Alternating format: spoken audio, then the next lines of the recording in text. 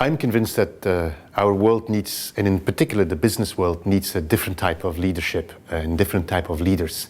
The world is actually changing quite a lot around us. We see globalization, and with globalization comes a much more diverse workforce.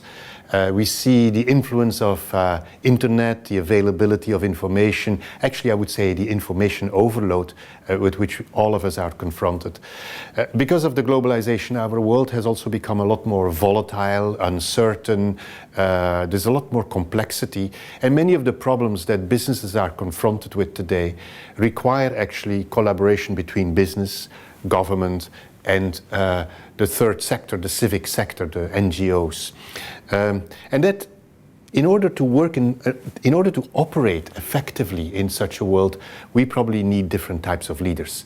I've often talked about the fact that we need more collaborative leadership. Leaders that are willing to listen, and not only listen to what people say, but try to get under the skin of people and understand what they really mean, what their body language says, what their cultural approach really indicates them to do. We need to have people that are adaptable, leaders that are adaptable and actually can easily adjust to changing environments. We need also leaders that are willing to convince people.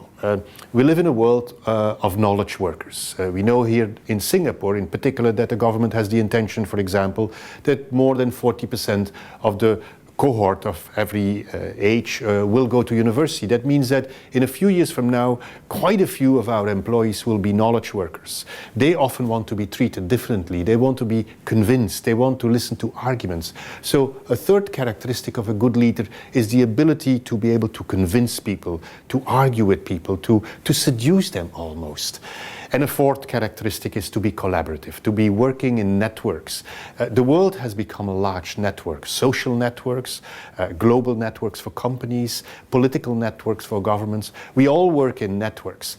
And in those networks, very often we are not the leader, but more a node in that network.